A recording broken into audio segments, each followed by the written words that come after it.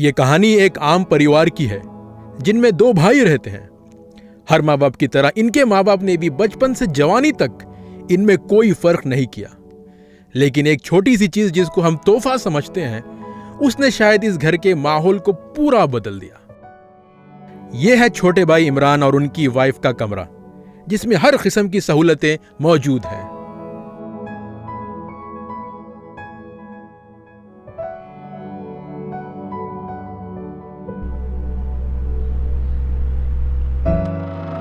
और उसी कमरे के बाजू में है बड़े भाई काशिफ और उनकी वाइफ फरजाना का कमरा।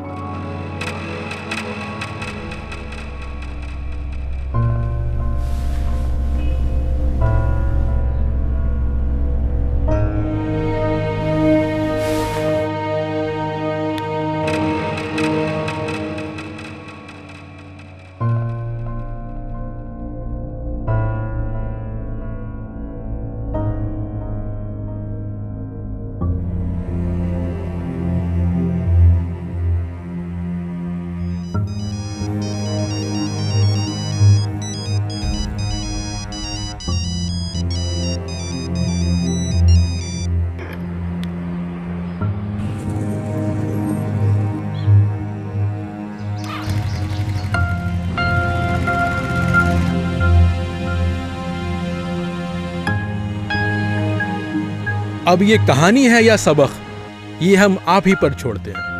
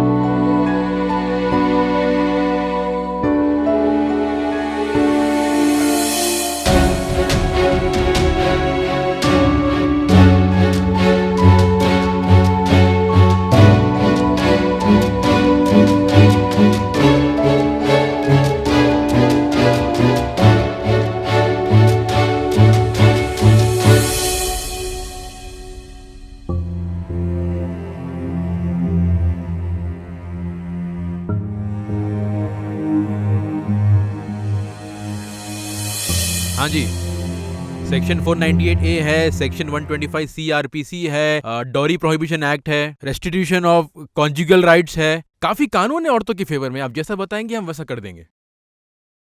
जी जी जी, जैसा आप बताएं। हाँ, पूरी इंफॉर्मेशन फोन पे हो ना? शादी भी फोन पे कर लिया जैसा है शायद।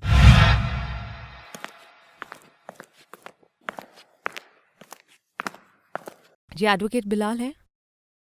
ऑफिस को आइए, 2000 रुपए फीस होती है एडवाइस की। आगे के मशवरे उसके बाद देता हूं। ओके, अल्लाह हाफिज। जी सर, थोड़ा बिजी है। Excuse me. Hello madam.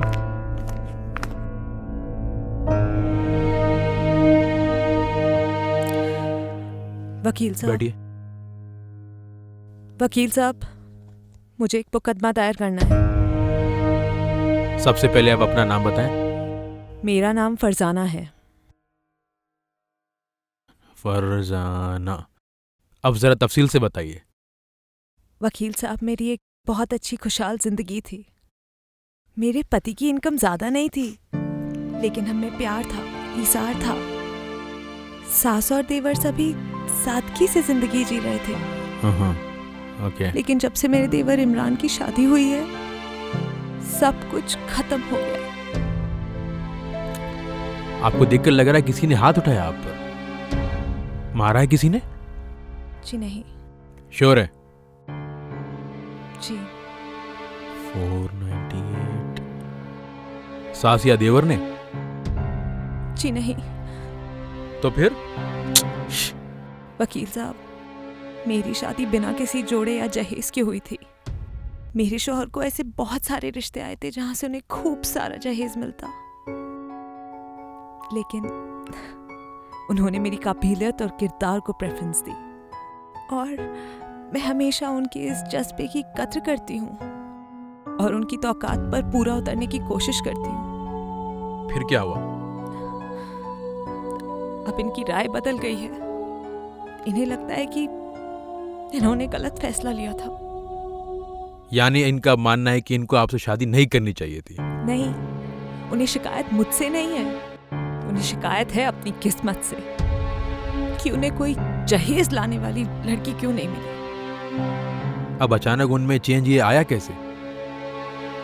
जब उनके छोटे भाई इमरान की शादी हुई तो लड़की वालों ने खूब जहेज दिया। जब बड़े भाई की शादी सही सुन्नत के मुताबिक हुई थी तो छोटे भाई को किसी ने बताया नहीं कि जहेज जायज नहीं है? समझाया तो था, लेकिन लड़की वाले किसी मौलवी से फतवा लेकर आए कि खुशी से देना जायज है। ऐसे कैसे हो सकता है? जहेज तो बिल्कुल जायज नहीं है, ये तो रिश्वत है, भीख है, सरासर हराम है ये। किसी ने मौलवी ने फतवा दे दिया कि जायज हो गई अब जहेज। हाँ, ऐसे मौलवियों की कमी थोड़ी ना है, दिया होगा किसी मौलवी ने। अच्छा तो फिर? सख्त गर्मी में जब अपने छोटे भाई को ससुराल से मिले एसी में सोते देखते हैं ना, तो बड़े भाई को पंखे में नींद नहीं आती। पहले तो खूब गहरी नींद आती थी, ना मच्छर सताते थे ना मक्खियां।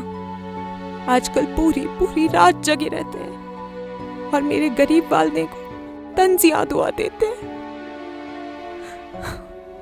जब इमरान और उसकी बीवी हाथ में महंगी घड़ियां फोन लेके निकलते हैं तो ये बिल्कुल अपसेट हो जाते हैं।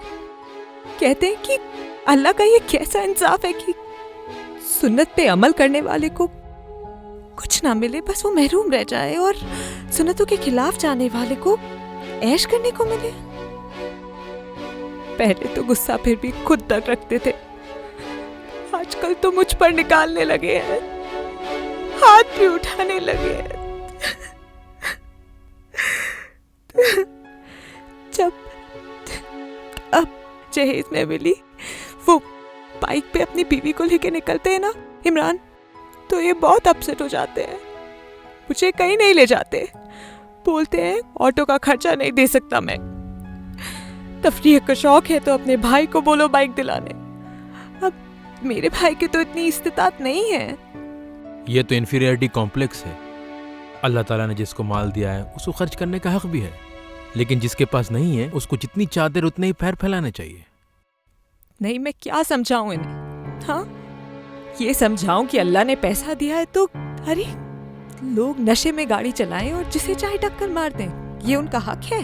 हाँ, या फिर ये समझाऊं कि ताकत के नशे में कोई नंगी तलवार घुमा रहा है तो वो मुजरिम है? या फिर ये कि कोई बेख्याली में बस अपनी जिद में आ जाए तो वो जुर्म है? आप बताइए ना, आप किसको सजा देंगे? मतलब अब आप अपने देवर के खिलाफ मुकदमा दायर करना चाहती है ना? जी नहीं। फिर? या फिर अपने शौहर के खिलाफ मुकदमा दायर कर दीजिए जिन्होंने आपको मेंटली हैरास भी किया। आप बोल रही है ना? नहीं, वो एक शरीफ इंसान है।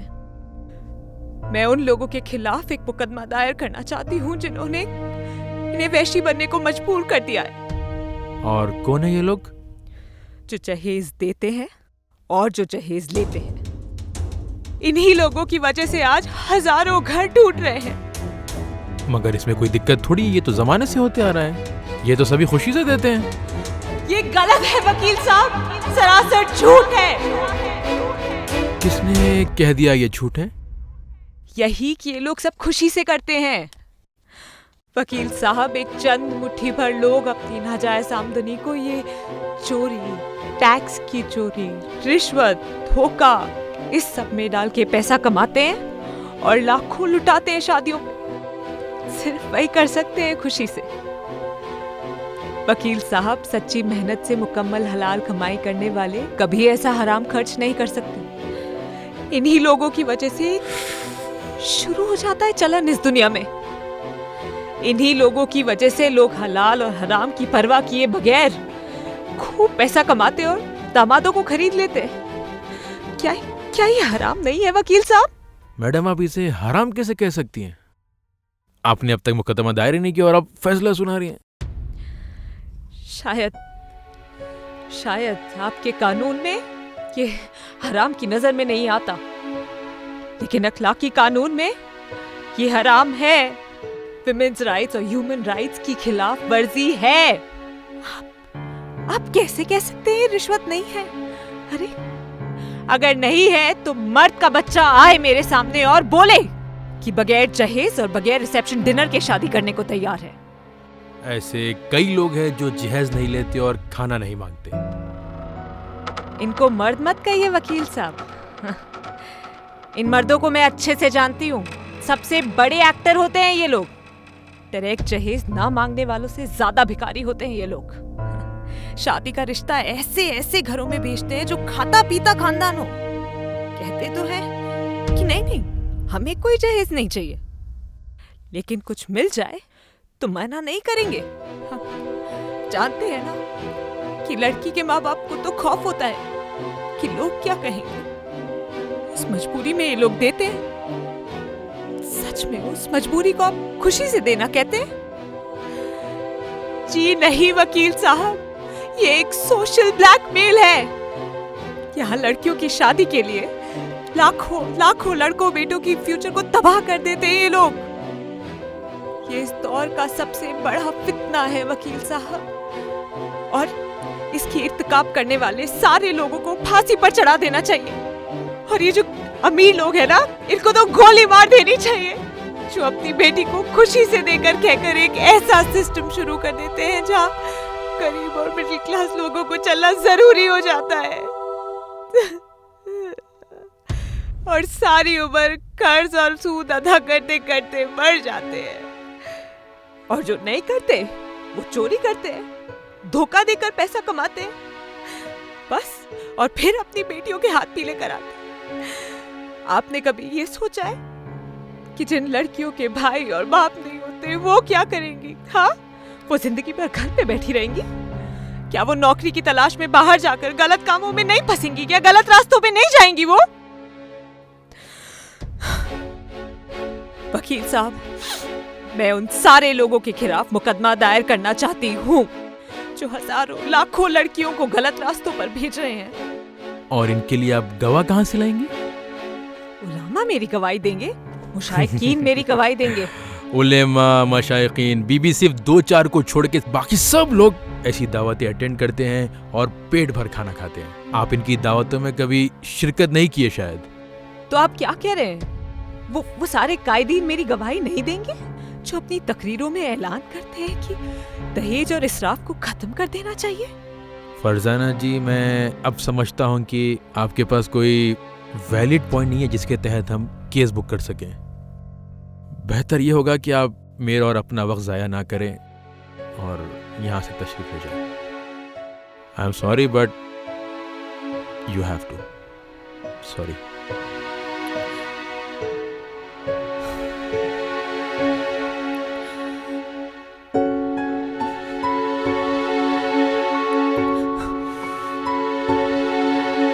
वकील साहब, अगर ये आपकी बहन या किसी अपने के साथ हुआ होता तो तब भी आप ऐसे ही जवाब देते?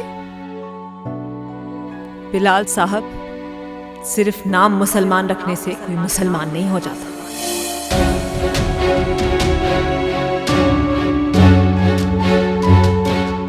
बैठिए।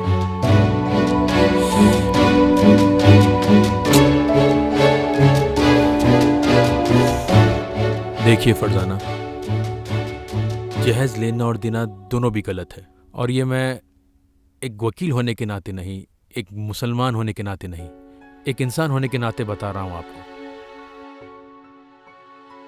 जब तक जहेज का लेना और देना चलता रहेगा, आप जैसे लोग हमारे पास आते रहेंगे, हम एडवाइस देते रहेंगे, मशवरे देते रहेंगे, और इसकी हमारे पास फीस है, हमारी दुकान चलती रहेगी। आपका सवाल था कि क्या ये लीडर, ये कायदीन हमारी मदद नहीं कर सकते? फरजाना जी, आप बहुत भोली हैं। हमारे जो लीडर हैं, जो कायदीन हैं, वो ऐन वक्त पर सरकारी गवाह बन जाते हैं। ये जो अपनी तकरीरों में कहते हैं कि जहेज और इसराफ को बंद करना चाहिए, यही वो लोग हैं जो आलीशान शादी खानों में जाते हैं और बड़ी बड़ी दावतें अटेंड करते हैं, दुल्हा दुल्हन के साथ फोटो खींचते हैं, और आजकल तो सेल्फी भी ले रहे हैं। ये चाहे तो इस चीज को, जिसको ये गलत कह रहे हैं, इसराफ हो या जहेज हो, इसको ये लोग बॉयकॉट कर सकते हैं, लेकिन इन्होंने कभी किया नहीं। अगर इनमें जर्री भी सच्चाई होती तो इन चीजों को जिसको गलत बोल रहे हैं ना, उनका बॉयकॉट करते। इनके पास पुलिस है, फंड्स है, सरकारी अफसरें हैं, सब कुछ है।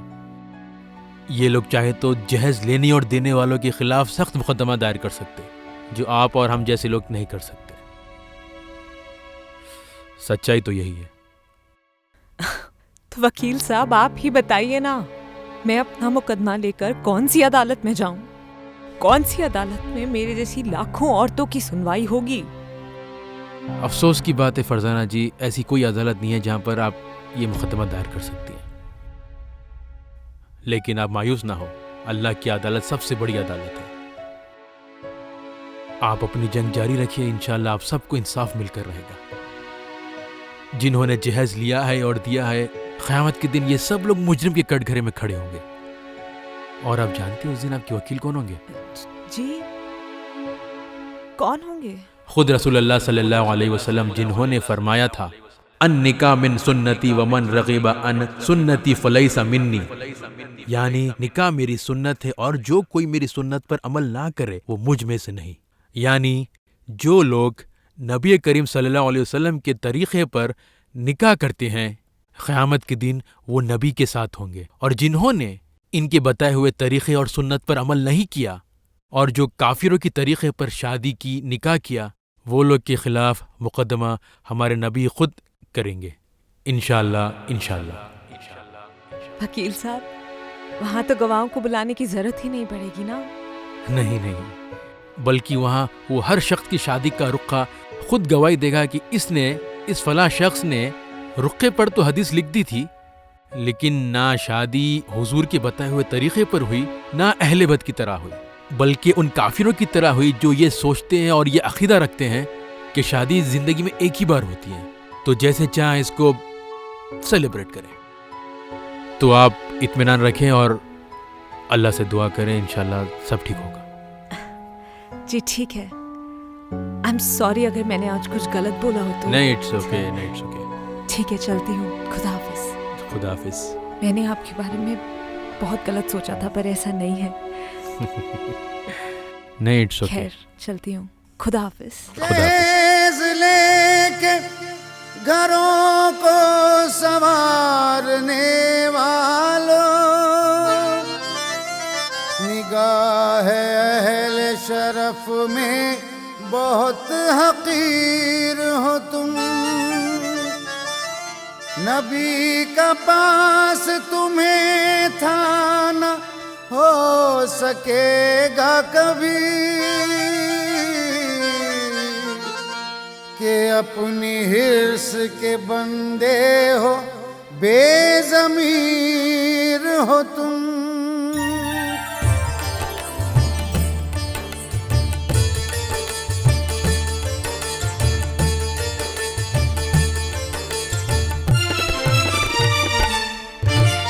खौफ है दुनियादारों का, झूठी शान के मारों का, गैरों रिश्तेदारों का, मजहब से बेजारों का, सबका खौफ लगा है, लेकिन तुमको खुदा का खौफ नहीं, तुमको खुदा का खौफ नहीं।